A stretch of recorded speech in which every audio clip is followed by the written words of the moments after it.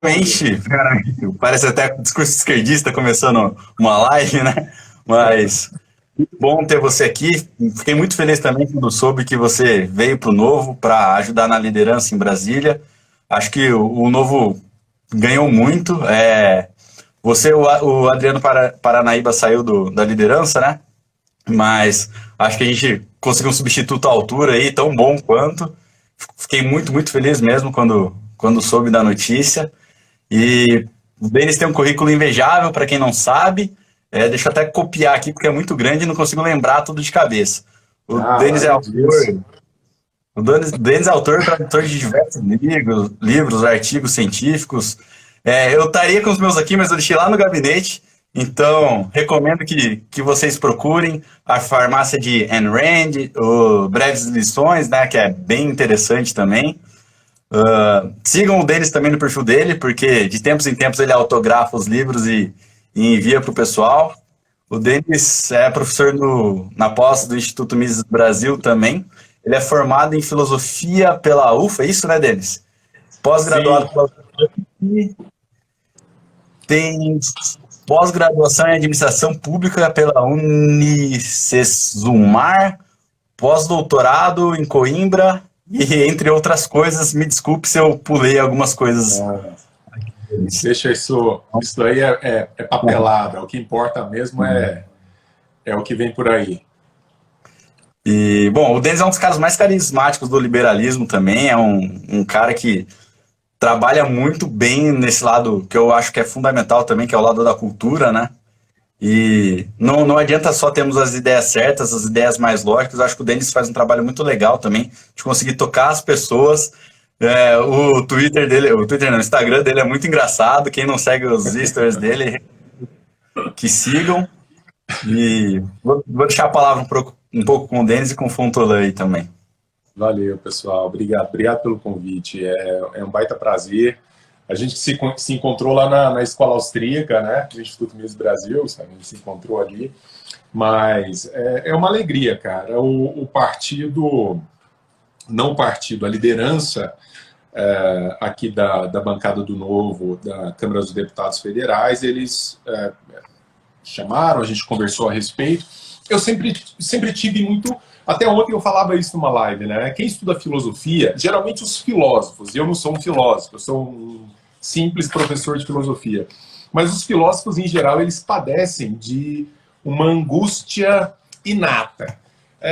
São aqueles caras que preferem, muitas vezes, não lidar com as coisas da política, porque falam, bom, mexer com esse povo e tudo, eu prefiro ficar aqui estudando, com os meus livros, escrevendo, mas, por outro lado, há sempre o desejo de tentar aprimorar a coisa pública, aprimorar a dimensão política da existência a partir exatamente das pesquisas. Então, longe de ser um filósofo, mas ainda assim eu fui tocado por essa vontade de, vamos dizer, dentro do sistema, poder colaborar de alguma forma. Lembrando que eu exerço aqui em Brasília um mero papel de um conselheiro, né? Então, com base nos estudos que eu faço, nos textos que eu produzo, nas reflexões que eu tenho, eu simplesmente aconselho com base numa certa visão liberal.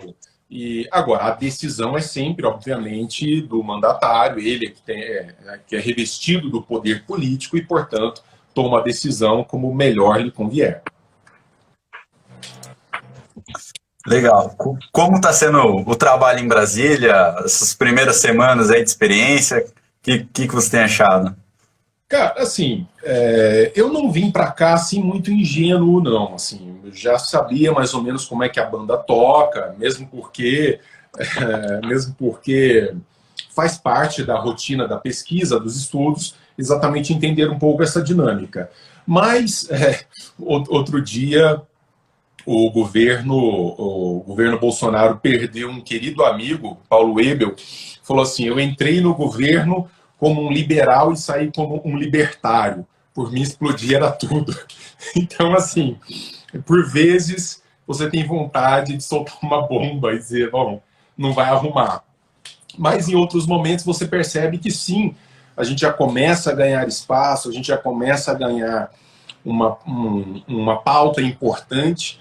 E é impressionante como que, com poucos parlamentares, as posições já são marcadas, as posições já são mais bem delineadas, ou seja, a gente consegue barrar uma série de coisas e consegue fazer passar uma série de outras coisas.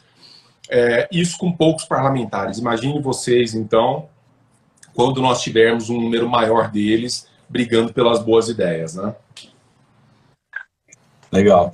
E aqui a gente está no perfil do Diretório Municipal do Novo Campinas, né? Então é como se você aponta a oposta extrema, assim, a gente está no bairro, digamos assim. Para quem está começando no novo agora, como você define o liberalismo? Como você explicaria o liberalismo para alguém que está chegando agora na política e não sabe nada sobre isso ainda? Olha, é claro que aí tem muita carne para assar nessa churrasqueira, né? Não daria para definir assim rapidamente. Mas numa imagem e numa frase bem didática, talvez você pudesse definir o liberalismo. Assim, claro que há alguma distinção semântica, conceitual, com libertarianismo, anarcocapitalismo, conservadorismo, mas tudo ali tem uma essência comum, que é a ideia de que cada indivíduo deve gozar do direito de fazer de si o que bem entende. O que bem entende. Com o máximo da sua liberdade, com o máximo da sua disposição ou da sua indisposição, com o máximo do seu empenho ou da sua preguiça, mas que ele responda pelas decisões que tomar, e desde que, ao usufruir dessa liberdade em plano máximo, ele não invada a possibilidade de eu realizar tudo aquilo que eu também desejo a partir do uso da minha liberdade. Então existe aí uma regra de ouro que é: você pode tudo, menos me impedir de fazer também aquilo que eu desejo. Então, essencialmente é isso, associado, óbvio, a isso que está na sua camiseta. Os liberais, de modo geral, eles têm 3 princípios. Não, eu não sei se estão todos aí, mas eu acho que era uma outra camiseta que eu tinha imaginado. Mas não, essa daqui é do novo, né, do Mises? É do novo, né? É porque tem uma do Mises Brasil, que tem lá os 3 elementos essenciais que, para nós liberais, são direitos naturais, ou seja, são direitos que nascem com o indivíduo, que não são adquiridos, e, portanto, toda a lei deve ser no sentido de garantir e proteger esses direitos naturais, nunca de invadi-los sob qualquer pretexto. Vida, liberdade e propriedade privada. Então, é muito bonito falar que nós defendemos a liberdade até o momento em que, por exemplo, alguém, usando a sua liberdade, faça algo que me incomoda. Aí já vem logo aquele desejo de intervir. Tem que ter uma lei contra isso. Aquele tiozão do churrasco, né? Que não pode ver uma coisa que ele considera errada, que ele já chama logo uma lei, um modelo intervencionista, adora lamber a bota de um militar. Então, isso não é liberal. Isso aí é gente soviética, é gente que, ainda que sob bandeiras de direita também, grosso modo, são coletivistas. Mas o liberal essencialmente defende esses valores como inarredáveis. Legal. Daniel, Pontolan, vocês querem fazer uma pergunta? Fiquem à vontade. Vou deixar você, Fotolan, falar primeiro. Primeiro que eu acompanho o professor já tem um bocado de tempo. Eu sou um liberal da prática. Eu não estudei liberalismo. Estou bastante honesto em dizer, eu andei muito pelo mundo, né? 65 países, dos quais eu não fiquei menos de uma semana. E alguns eu residi em 5 continentes. Então, eu vejo o liberalismo de uma forma talvez um pouco diferente. Eu sou fruto, né? Tenho 60 anos, então eu sou fruto de uma época em que liberalismo era coisa de maluco, né? O liberalismo nos últimos 5 anos passou a ser algo que é comentado, falado, mas eu posso dizer, há 10 anos atrás, existia de forma muito clara. Existia nos moldes acadêmicos. Eu vim do Mackenzie, lá tinha uma parte que era tradição, família e propriedade. Isso era liberal, eu não sei, mas ali a turmada brigava. Então, e o Mackenzie sempre fez contraponto para a USP, tanto que os jogos de Mackenzie, né, era pau, né?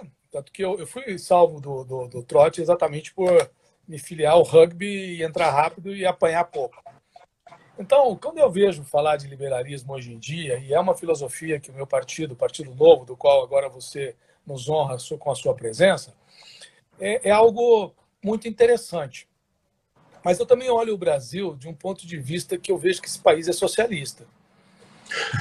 E formado por castas, né? Ou seja, tem a casta do funcionalismo público, que tem tudo, né? Então ele tem os dois fatos incongruentes do meu ponto de vista, né? Direito à estabilidade e direito à greve, que eu acho que isso conflita brutalmente em relação a direitos, em relação ao liberalismo, né? Tem que escolher, porque na iniciativa privada tu tem direito à greve, mas se não der certo, você pode perder o emprego. Ter direito à greve e ter direito à estabilidade e à aposentadoria full é algo que não muda. Então eu vejo um Brasil complexo. E eu queria fazer a seguinte pergunta. Como você observa, professor, dentro da sua visão prática e acadêmica? Porque agora você já está dentro daquilo que você disse que não gostaria de estar. Em algum momento não era o... Porque ninguém gosta de ir para a política, a não ser político. Mas como dizia Tancredo Neves, política só tem porta de entrada. Depois que entrou, não sai mais. Não tem saída. Então, como é que você vê num Brasil formado por castas de funcionalismo público que se protege e é protegido por um sistema para você secular de coronéis que vão formando suas famílias? Está aí o presidente que formou família, vai placar até o neto dele na política. E não é só ele, né? Vários, Venâncio e tantos outros têm neto do neto do neto, que formam desembargadores, formam tudo isso. Então, um sistema que é feito por eles, para eles e para cuidar deles. E aí a gente fala de liberalismo. Num mundo que tem essa casta superior, que tem todos os direitos, e um grupo de pessoas que não tem nada. E uma classe média que está ali tentando encontrar o seu caminho, o seu destino nesse país antes que opte pelo aeroporto. Né? Como é que você vê o liberalismo neste universo brasileiro realmente, uma vez que agora você já tem maior capacidade de fazer uma análise melhor? Não sei se eu fui longo. Não, foi bastante claro. Eu comentei isso em algum outro momento, que você não pode apreciar, você não pode levar em consideração, seja para gostar, seja para desgostar, aquilo que você não conhece. No caso do brasileiro, o que aconteceu foi que nós fomos, especialmente após o regime militar, nós nos afastamos completamente de qualquer debate ou de qualquer sombra de possibilidade de composição de um pensamento ou de uma ação efetivamente liberal.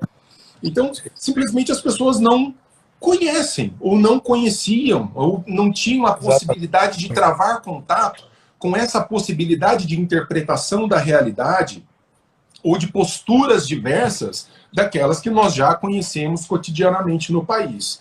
Esse país é estatizado, é coletivista, com toda essa estrutura socialista, porque nós construímos isso. E da mesma maneira que nós construímos e deixamos construir isso, nós podemos muito bem desconstruir.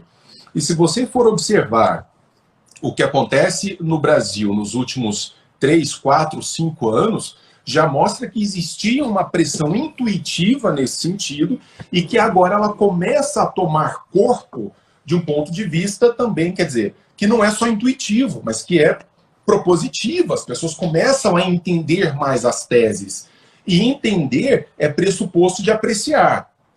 Eu, honestamente, eu não conheço nem de mentalidade totalitária, que em algum momento, vamos dizer... Oi, voltou? Voltou, né? Voltou. Que em algum momento se disse liberal. Eu me lembro que na época em que eu ingressei na universidade, a direita liberal, assim chamada, era Fernando Henrique Cardoso. Fernando Henrique Cardoso, que tem uma atuação que você poderia, na melhor das hipóteses, classificar como de uma social-democracia fortemente socializada. Então está muito distante de um pensamento liberal. Então, no meu entender, passa por uma mudança de mentalidade que está vinculada à educação. Mas essa educação, ela não depende de o liberalismo entrar, ou o libertarianismo, ou o conservadorismo entrarem nas universidades necessariamente. O trabalho que vocês fazem, o trabalho que eu faço, o trabalho que tantos outros têm feito e que resultam em algo extraordinário. Comentava recentemente, o livro de economia mais vendido no Brasil é As 6 Lições do Mises. As 6 Lições do Mises. Você pega os livros da Ayn Rand, são best-seller. Eu tenho o privilégio de ter um livro best-seller sobre a Ayn Rand. Então, quer dizer, as pessoas estão interessadas. Esse livro que eu acabei de citar estava outro dia entre os 20 mais vendidos na Amazon. Então, quer dizer, há uma demanda. E na medida em que as pessoas vão conhecendo, a gente começa a ocupar mais espaço. A gente não construiu essa realidade como se encontra em pouco tempo, não vamos destruí-la ou recompô-la em pouco tempo. Nós vamos precisar de tempo para fazer isso. Mas eu não sou nem otimista nem pessimista, não. Numa visão muito realista, eu acho que nós avançamos e avançamos, inclusive, muito bem. Aqui, olhando a coisa pelos bastidores, eu acho que nós estamos avançando bem, o prognóstico é bom, apesar de que tem dia, como eu disse, né, em tom de brincadeira, você quer destruir tudo. Você fala, bom, a coisa não vai andar, não. Mas é porque é isso, né? Você está contra um sistema implantado por muito tempo. Então, eu acho que é trabalhar aqui fora, como nós temos feito, maior capilaridade, trabalhar mais as pontas, produzir mais bibliografia, mais cursos, falar mais, e as pessoas estão curiosas e elas vão se aproximando progressivamente. Isso tem acontecido, não é um exercício de imaginação e vai acontecer cada vez mais, na minha opinião. Legal, Dani? Agora, só um parênteses aqui. No dia em que nós entrarmos, aí sim, nos bancos das universidades, nos bancos das escolas, de maneira sistemática, ou seja, que mais de nós ingresse no sistema da coisa pública, exatamente, onde é que você queria que eu estivesse? Você quer deixar esse aparato todo aqui na mão de estatistas? Então é chegar e mostrar o que funciona e o que não funciona, afastando privilégios, afastando tanto quanto possível essa casta de gente que só pensa em si mesma, que acha que as suas necessidades são maiores do que as outras, mas tem total razão. Hoje nós vivemos num mundo completamente separado. Existe o mundo real e o mundo do funcionalismo público, que não vai mudar se nós não estivermos dentro dele, viu? Se a gente não vier para dentro dele, não vai mudar, não. Eu queria fazer uma pergunta. Aliás, eu tenho 19 perguntas para fazer para o professor dele, a gente tem que escolher uma ou duas. E eu estou olhando. Vamos lá, professor. Eu sou engenheiro, tá? Eu não sou filósofo, mas gosto de estudar como todo nerd, né? E queria fazer uma observação e talvez uma pergunta mais na linha acadêmica, porque depois que a gente organizou essa questão da live, eu comecei a ver um pouquinho mais do seu trabalho, fiquei encantado com a Sociedade da Lanterna. Peguei lá na Amazon, ali no Kindle, o livro que eu não conhecia, que você escreveu. Estou me deliciando aqui. Então, eu tenho algumas perguntas mais pragmáticas, mas eu queria fazer, primeiro, uma observação que me leva para a pergunta, né? Eu odeio os termos conservador e odeio o termo direita. Quando a gente fala de progressismo, se o camarada ser progressista, né? Progredir, eu acho que num país, o Fotolan foi feliz em falar que a gente é primariamente socialista. Nós estamos sendo progressistas por introduzir o liberalismo. E quando a gente fala da direita conservadora, eu acho até certo ponto retrógrada, porque o liberalismo é você abrir a cabeça porque é diferente de você, né? E nesse sentido, essa conversa, de novo, a minha pergunta é filosofia, talvez não tão pragmática, a minha primeira, vai muito na linha do absolutismo do Kant versus o utilitarismo do Bentham, onde o Bentham fala muito do direito do coletivo sobre o indivíduo e o Kant fala do direito do indivíduo sobre qualquer um, né? Até que ponto a dicotomia que a gente tem hoje é a dicotomia filosófica que nós estamos fazendo? Na verdade, nós somos completamente tomados por uma mentalidade coletivista. Eu concordo muito com a ideia de que esses termos direita e esquerda são datados. Eu mesmo, quando uso, sempre coloco aspas, porque, na verdade, são categorias que não dão conta da realidade complexa que nós temos. Até mais recentemente, desenvolveram um diagrama chamado diagrama de Nolan, que aí separa, né? Quer dizer, o que é liberal, o que é um libertário, o que é um conservador. Eu não tenho tanta ojeriza com relação ao termo conservador, porque a visão que eu tenho do conservador está muito distante daquela do conservador que nós temos hoje na mídia, desse conservador que está mais associado a uma espécie de bolsonarismo, ou de uma posição, vamos dizer, pró-ditadura militar, essa coisa. Não, o conservador bem entendido, que eu chamo de conservador de boa cepa, aquele que leu e entendeu o mínimo de uma bibliografia conservadora, ele é tudo menos intervencionista. Talvez ele não esteja muito alinhado com o liberal, no sentido de que, para o liberal, a liberdade é o início.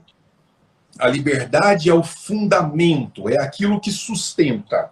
Já para o conservador, a prudência é o que sustenta e a liberdade se coloca no final do processo. Então, independentemente da posição ocupada pela liberdade no sistema conservador ou no sistema liberal, ambos os sistemas defendem a liberdade como essência, né? Então, o cara se diz assim, não, eu sou conservador, para mim tem que ter uma lei contra o aborto. Isso não é um conservador.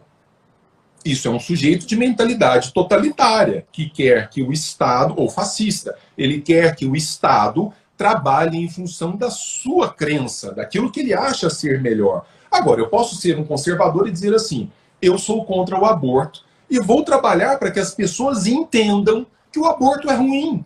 Então eu vou fazer lives, eu vou escrever livros, eu vou ser um ativista da causa. Um conservador faz isso. Última coisa que você vai ver um conservador de boa cepa fazer é pedir regime militar, é comemorar AI-5, é pedir lei para qualquer coisa que o incomode. Por isso que eu ainda me valho dessa terminologia.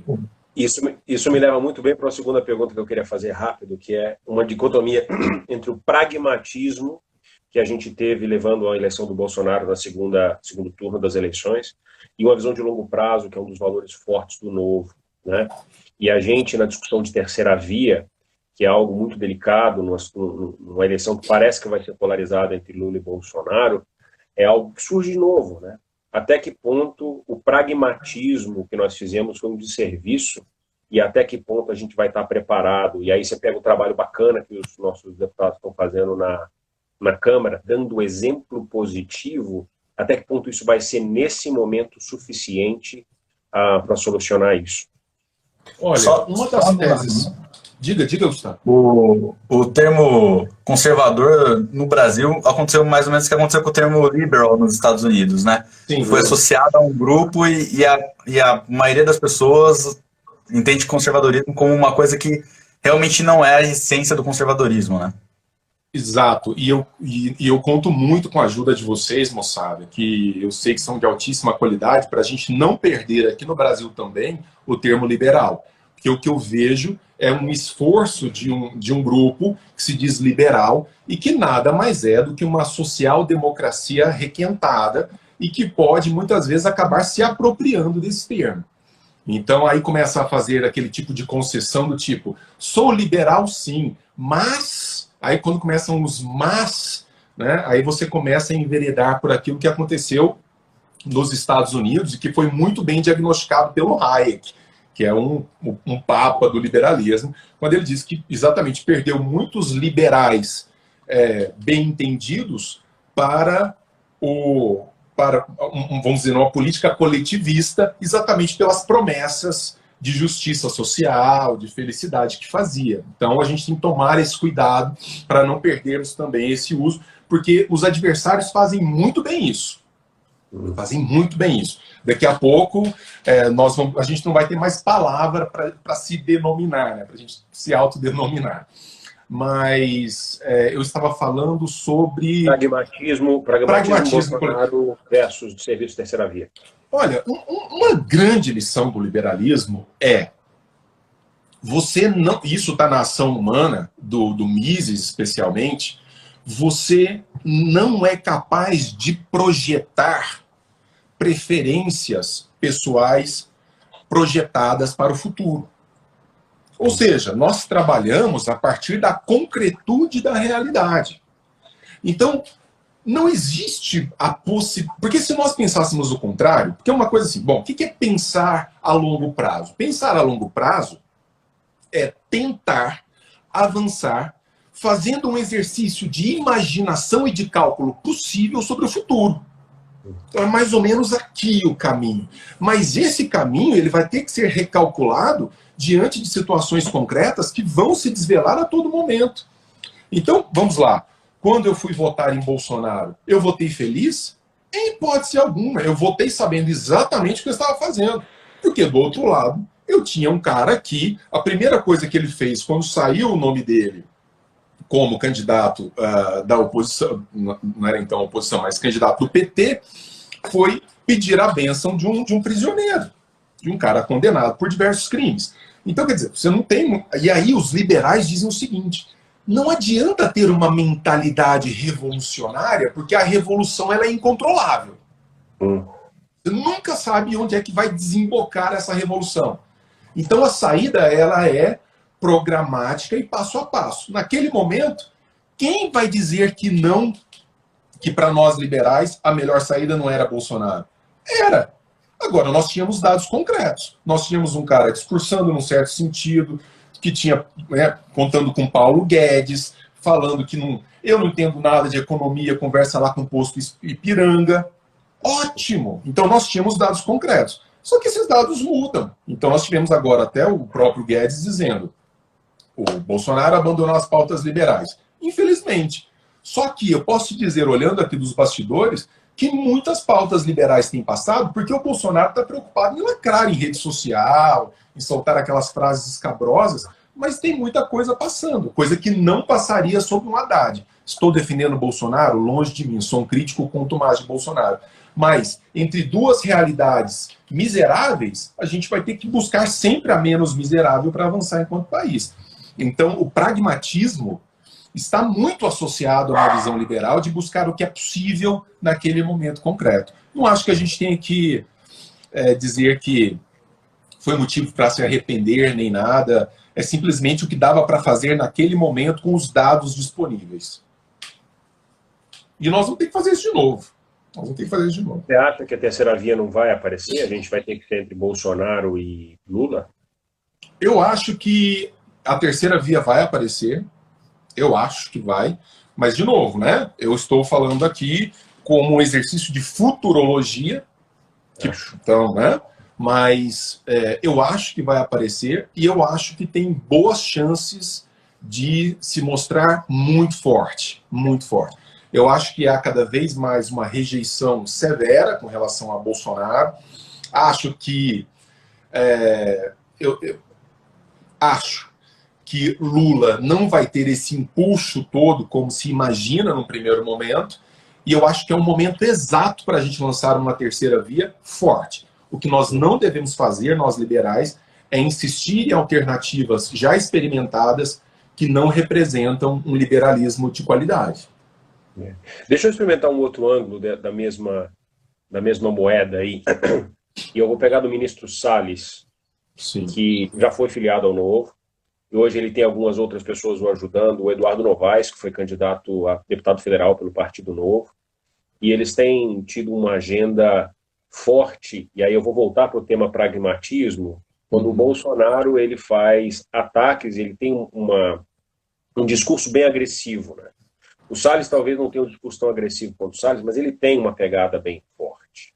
Inclusive ficou notório no jornal aquela história do passar a boiada, né, daquela reunião ministerial que foi feita. Mas ao mesmo tempo você vê coisas muito bacanas sendo propostas pelo Ministério do Meio Ambiente.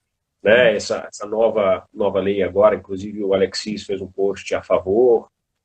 Meu pai tem uma fazendinha pequena, cara, que é todo o Código Florestal, como é que você lida com isso, né? Tem uma série de coisas positivas que elas são abafadas, eu acho. É a minha opinião, pessoal. E aquela história, você acha, devolve que não é seu, né? Eu acho que quando você faz um discurso agressivo, ataca, você às vezes distrai e você elimina uma boa percepção de coisas boas que você faz. Então, pegando nessa pegada do pragmatismo, da crítica forte ao aparelhamento do Ministério do Meio Ambiente, que é a razão pelo que eles falam, por o qual fazem esse ataque. Até que ponto o pragmatismo é um desserviço a uma agenda de longo prazo do Novo? E aí, com esse exemplo, o Ministério do Meio Ambiente. Eu não acho que seja um problema do pragmatismo. Quando eu falo de pragmatismo, entenda, eu estou dizendo no sentido de olhar para as coisas como as coisas são. Então, Ok. nós tivemos discussões internas aqui sobre o licenciamento ambiental. Quando você olha de um ponto de vista liberal, conservador, aliás, até o Roger Scruton, que para mim é o maior dos conservadores que já existiram, o Scruton tem um livro sobre ecologia, sobre, né, a proteção dos ecossistemas e tudo. As nossas posições são muito bem marcadas. Deixa só os cães ficarem quietos aqui, a gente está falando de natureza e eles se animaram. Mas nós temos posições muito bem marcadas. Só que há, evidentemente, uma limitação por conta de uma narrativa e de uma percepção difusa que é muito difícil de romper. Então, para quem tem bons argumentos do lado de cá, combater fantasias do lado de lá, não vai ser na pancada que isso vai ser resolvido. E aí eu acho que é onde esses políticos erram muito. Não no quê, mas no como. Muitas vezes, por exemplo, nós liberais de fato, nós marcamos posição contra algumas posturas que foram adotadas durante a pandemia, cercear liberdades, etc, etc. Mas aí, o que o sujeito faz? No caso do Bolsonaro. É tudo um bando, é tudo bandido, é tudo ditador, é tudo vagabundo, ninguém presta, eu tô sozinho no mundo aqui. Não adianta. Isso só vai fazer com que a oposição se agarre ainda mais nas suas narrativas, e aí nós temos o mundo do impossível do lado de cá. O pragmatismo não é o problema, mas a forma de comunicar. Gustavo me fez um elogio, que eu agradeço muito, mas eu tenho muito essa preocupação. Não é só defender boas ideias, mas é como você defende essas ideias. Sem dúvida. Que tipo de argumento você vai utilizar, o tom que você vai utilizar. Um presidente da República que, num sistema como o nosso, xinga todo mundo de manhã, à tarde e à noite, ele quer o quê? E quer o quê? Ele está falando para uma militância de 10, 15% e ele vai morrer abraçado a essa militância. Isso é inevitável, o cara que está cavando a sua própria cova. E nós sempre pedimos responsabilidade, entender a ritualística do cargo. Aí tem aquelas frases feitas, eu prefiro a grosseria do que a desonestidade, como se você fosse obrigado a escolher entre duas coisas ruins. Eu não posso ser honesto e não ser grosseiro? Então quer dizer que para ser honesto, eu tenho que ser grosseiro também? Por que eu tenho que escolher entre duas coisas muito ruins? Que não entende que você está falando de uma instituição que é o cargo do presidente da República. Então, nós perdemos muito com isso. Avançamos menos do que poderíamos por conta dessas posturas, mas, cara, eu vou ser muito honesto, o que passa de coisa boa aqui nos bastidores, passa muita coisa. Passa muita coisa boa. Em relação ao licenciamento ambiental, por exemplo, cara, nós somos... Estado não cuida de nada. Estado não cuida... As florestas estão acabando porque elas estão sob tutela do Estado. Isso tem que estar na mão da iniciativa privada e você pode até fazer mecanismos de controle de ver o que está acontecendo. Mas, não, porque matam muitos, como eu comentei isso outro dia, matam muitos elefantes para retirada de marfim. Pessoal, eu não sei se foi no Senegal que fez isso. Infelizmente, por alguma razão, a minha internet não está peço. Agradeço a legal. todos. Professor, fantástico senhor. Obrigado, querido. Obrigado. Eu me despeço. Estamos juntos. Baita prazer. Vamos nos falando. Perdemos o Fontolan, uma pena. Pior que a gente perdeu o Fontolan travando ainda. Vai fazer falta. Mas só para encerrar, o que acho que foi um governo africano fez? Tá bom. Então eu começo a ceder essas terras para iniciativa privada. E esses caras que têm interesse nesse mercado começaram a proteger os elefantes. Começaram a proteger. Porque você protege o que é seu. Se não é de ninguém, que interesse você tem em proteger? É muita ingenuidade no discurso, é muita pretensão, é aquilo que o Hayek vai chamar de arrogância fatal. É muita arrogância de dizer que soluções maravilhosas nós temos descoladas da realidade. Quando você olha para a realidade e avança, você tem nações civilizadas, bem organizadas. Quando você olha para a realidade e luta contra a realidade, em vez de entendê-la e atuar nessa realidade, você tem Brasis, Venezuelas e assim por diante. Bacana demais. Eu quero manter essa mesma linha das perguntas e mudar, sei lá, da água para água com gás. Na sexta-feira a gente até devia poder abrir um vinho, né? Vou mudar da água para água com gás. E é uma pena do Fontana não estar aqui, porque ele é um cara que viajou bastante e ele acho que ia corroborar com isso, o contexto governamental da Suíça, né? Eu trabalho em empresa multinacional, uma das sedes da empresa lá, eu tive a oportunidade de ver isso, a questão dos cantões, e como é que lá a gestão do Estado é descentralizada. E aonde as pessoas têm participação no dia a dia dos seus cantões. Eles conhecem pessoalmente, o deputado é um vizinho. A gente tem um privilégio aqui em Campinas de ter o Alexis, que era voluntário com a gente do Novo, estava com a gente do Taquaral. O cara é deputado federal. Faz um baita trabalho. Um cara diferenciado, né? Mas isso é muito incomum no Brasil. E a gente acaba, eu acho que olhando numa esfera muito federal, numa esfera muito grande, e a gente desconecta com essa questão da gestão do próximo. Eu vou dar um exemplo pessoal. Eu moro aqui em Campinas, num condomínio fechado, e nós tivemos um problema sério de governança, né? Na realidade, ninguém se voluntariava para poder gerenciar o condomínio. É um trabalho voluntário, não remunerado, mas que precisa ser feito. Idealmente, numa comunidade dessa, nós deveríamos combinar, cada um faz um pouquinho, nós temos um ambiente bom, né? A gente, por falta de pessoas se apresentarem, acabou com um grupo que foi extremamente impopular. E o que fez com que as pessoas ficassem, entre aspas, revoltadas, nós conseguimos organizar de novo um grupo de voluntários que assumiu e tem feito um trabalho muito legal. Mas é uma cena que eu acho que a gente vê de maneira recorrente. As pessoas falando do presidente de maneira muito, muito forte, conclamando para ir às ruas e brigar pelo Supremo Tribunal, mas a gente não faz. E essa é a política também, né? O condomínio que eu moro tem 200 casas, num bairro planejado que tem 10 mil moradores. A força política que seria até em nível municipal, né?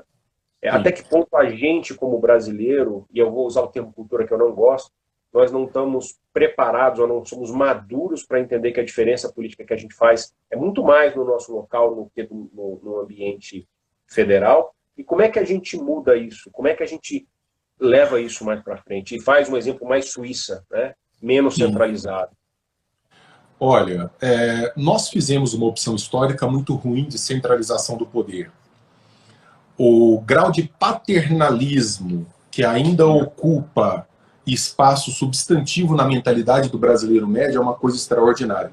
Todo mundo se dispõe a cuidar do outro como se nós estivéssemos tratando de um bando de gente que não consegue pensar por si, de acordo com seus próprios interesses e capacidade de atuar para que esse autointeresse se realize.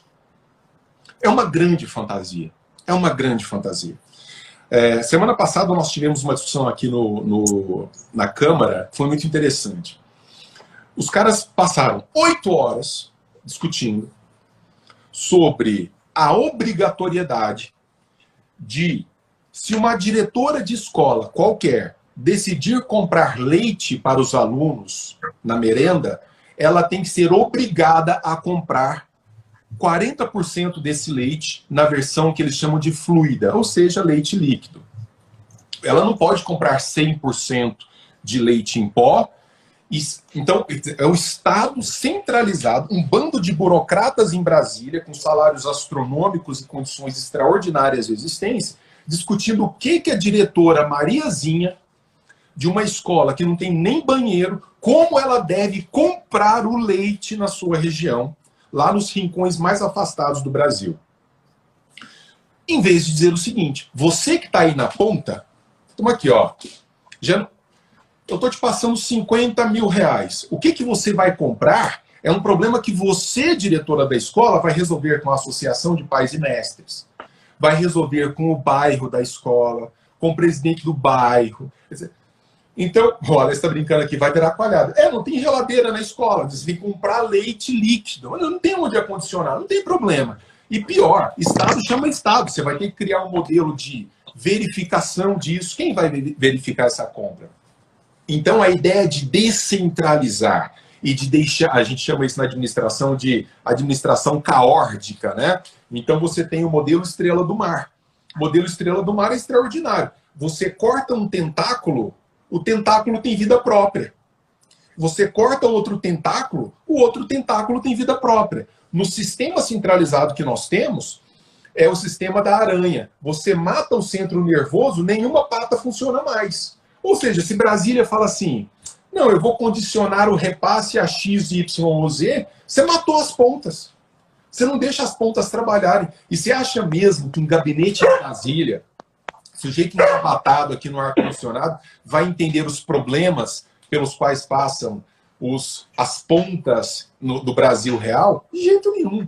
Olha, do Fernando Henrique para cá, houve uma inversão. 70% do orçamento veio para Brasília e 30% está nas pontas. Era o contrário.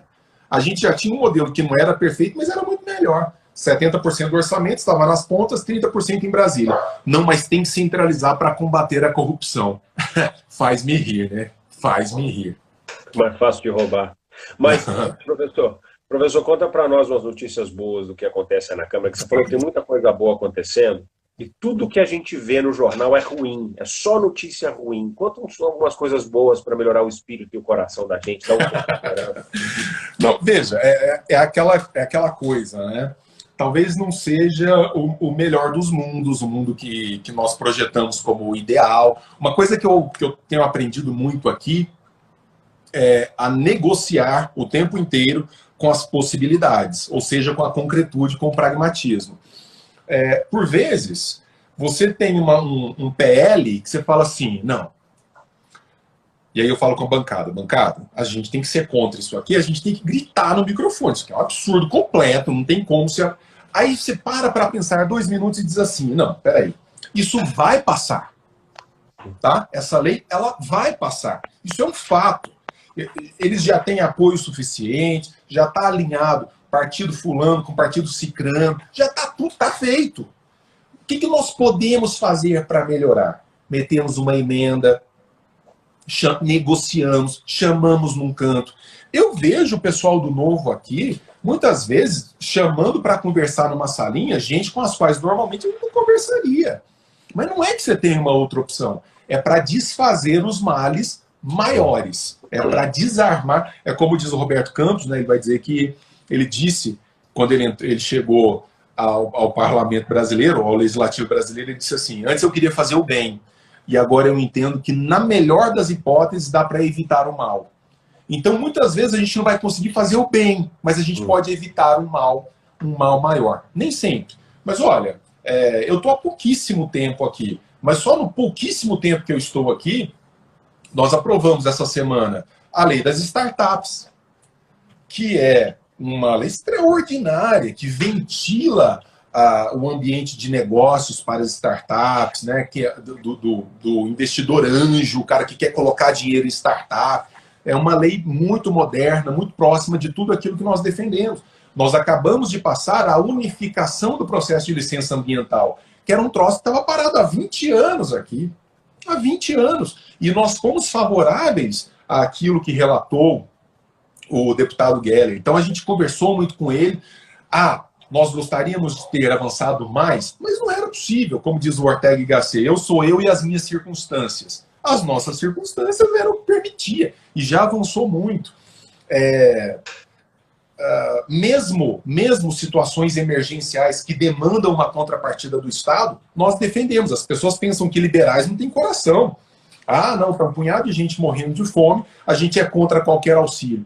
Nós somos roubados dia e noite. Uma contrapartida em momento de emergência é o que se espera, e isso está contemplado pelo liberalismo. Então, nós tivemos lá a lei que desburocratizou uma série de processos de abertura de empresa, né, que deu um novo ar para empreendimentos no Brasil. Agora, é uma lama tão grossa que é só um começo. Tem lama atrás de lama, atrás de lama, que a gente vai ter que ainda... vai faltar água e sabão ainda para varrer tanta coisa que tem para desfazer. Temos 16, depois 32, depois 64 deputados na Câmara, né? E eu vi que o Emerson... Você sabe que tem aquele número mágico de 31 deputados, que com 31 deputados alinhados com uma pauta, nós conseguimos poderes regimentais extraordinários, de votação, de obstrução. Então, hoje nós estamos com 8, do novo, mais alguns que em geral, votam conosco. E é bom que se descentralize. Não é bom que todos os liberais estejam no novo. Quanto mais descentralizar, de acordo com as teses que nós defendemos, melhor. E o dia que nós chegarmos nesse número aí para cima, esse país ele vai avançar para outro patamar. Então, às vezes, a gente fica discutindo muito Bolsonaro, Lula, não sei o quê. Deixa esses caras falarem, deixa andar de moto, deixa andar de jet ski. Esses caras, a melhor coisa que eles fariam na vida é ficar andando para lá e para cá.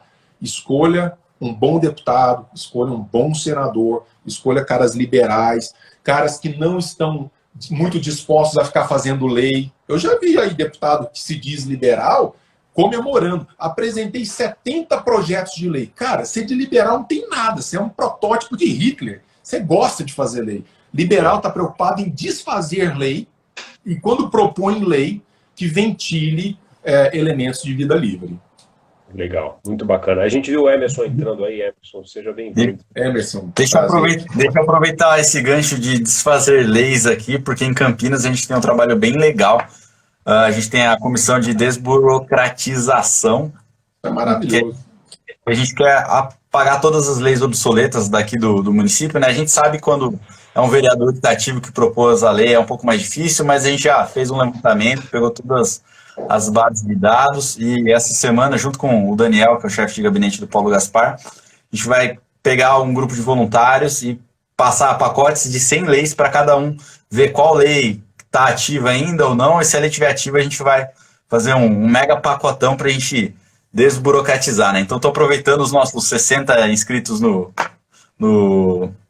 Instagram aqui, que estão assistindo ao vivo, mais o pessoal do Facebook para fazer esse jabá. Pessoal, se vocês quiserem ajudar a desburocratizar Campinas, fiquem atentos às redes sociais do Novo e do Paulo Gaspar, que é o vereador aqui por Campinas, porque a gente vai precisar de muita mão de obra. E aproveitando, uma pergunta que a gente recebeu aqui, como o pessoal que está na ponta assistindo pode ajudar a transformar o Brasil num caminho mais liberal, não necessariamente na política? Olha, eu acho que isso passa por uma mudança de postura. Por exemplo, nós temos um instrumento extraordinário que é o voto. Uma pergunta banal antes de votar, por exemplo, não é o que o senhor vai fazer para nos ajudar? Não, o que o senhor vai fazer para deixar de me atrapalhar?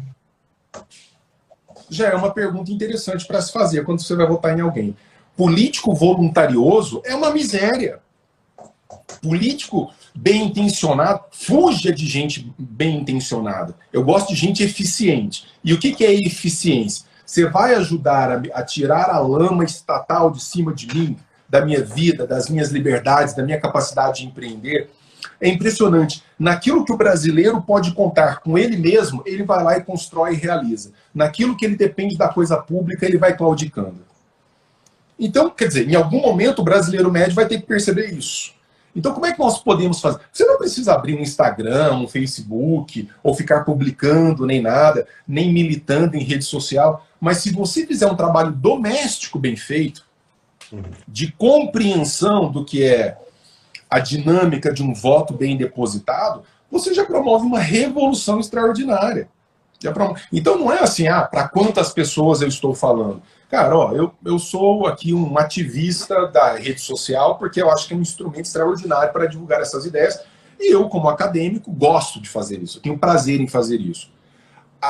É um negócio que se espalha numa velocidade que a gente não pode não levar em consideração. Eu olho com olhos assim muito otimistas, mas não esse otimismo banalizado, para o que está acontecendo. Grupos se formando dentro das universidades. Então, assim, se você puder, pega um livrinho e fala assim, hoje eu vou passar uma raiva miserável. Eu vou pegar 6 lições do Mises e vou ler esse negócio. Estou com raiva de mim. Eu vou ler o primeiro capítulo das 6 lições. Ou, sei lá, eu vou ler um trenzinho aqui da Ayn Rand. Cara, isso muda a história de um país inteiro.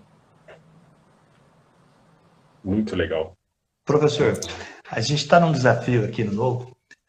Estamos aí há 17 meses das próximas eleições. Né? Sim. Já está aí, na verdade.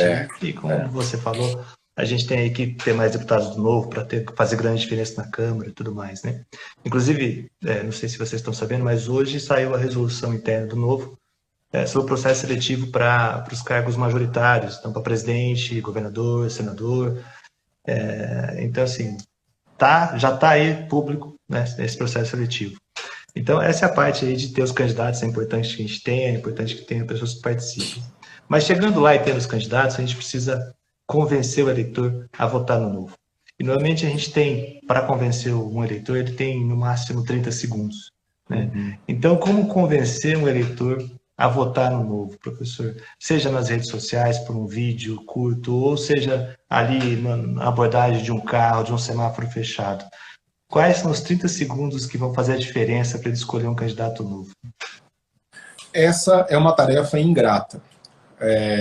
Basicamente porque a nossa mensagem... Veja, é interessante, a gente tem que olhar assim, o percurso dos grandes liberais da história, dos grandes libertários.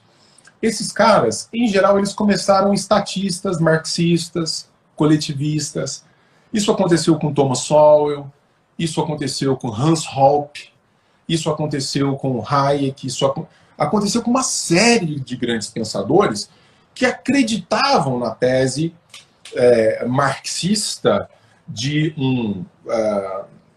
não uma tese marxista, mas que foi apropriada historicamente, né, desse marxismo que foi apropriado historicamente e que criou estados totalitários, que dizimou gente de fome, de miséria, etc, etc.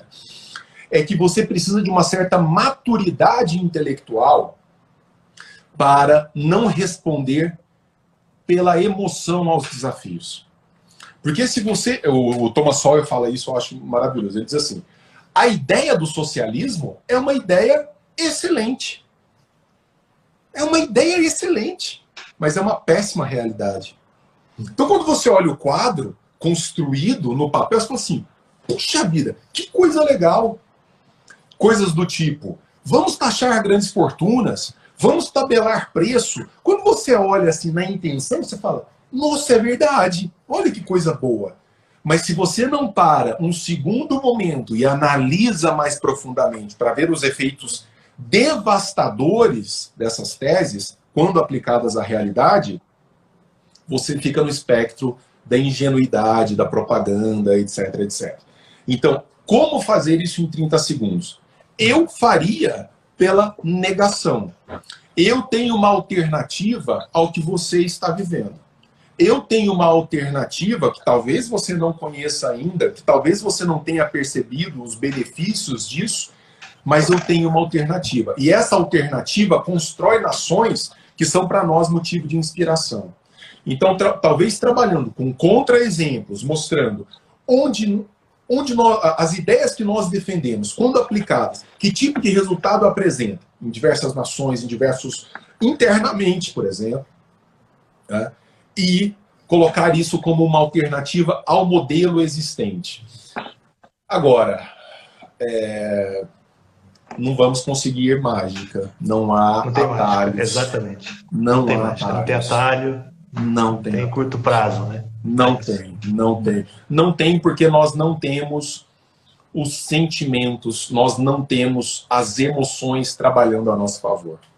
Eu não consigo comover o porteiro do prédio, eu não consigo comover o cara que está ali na rua vendendo churrasquinho, dizendo para ele assim, quando você pede mais Estado é ruim, cara, isso te atrapalha. Eu não consigo tocá-lo pela emoção, eu vou ter que tocá-lo pela racionalidade. E para tocá-lo pela racionalidade, eu vou precisar de um pouquinho mais de tempo e de ajuste. Agora, você vai percebendo que isso já tem acontecido. O argumento ele tem se espalhado, as pessoas estão mais interessadas.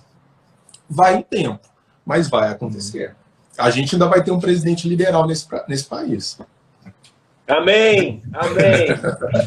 Eu não tenho dúvida. É o sonho de todos, e eu acho que no longo prazo, com certeza, a gente está vendo as ideias da liberdade crescer, né? Eu acho que muito por causa das redes sociais, que a gente não tem mais as travas que tínhamos antes. Nossa live já está acabando, então eu vou pedir um recadinho rápido de cada um. Eu quero saber, Denis, quando abre a Sociedade da Lanterna de novo? E uma coisa que me preocupava muito era a formação dos candidatos do Novo. E minha mãe tá estudando aí, e eu estava passei um dia, ela estava estudando, eu vi uma aula do Adriano Janturco, eu fiquei feliz. Então, eu acho que a gente está no caminho certo. Tem muita gente boa se formando. Então, se você pretende entrar na política, mesmo que não for pelo Novo, entra na Fundação Novo e estuda, porque tem profissionais de excelente qualidade lá, dando aula. Não sei se o Denis o Denis tem aula lá também. O Adriano Janturco também, que escreveu Ciência da Política. Quem quer entender de política? Acho que é um livro base, assim, e a gente vê acontecendo na realidade. Então, pessoal, muito obrigado por todos que participaram. Vou deixando meu tchau aqui. Denis, Daniel e nosso presidente, Emerson Sheffield, se vocês também puderem fazer uma despedida curta, porque nosso tempo de live já está acabando.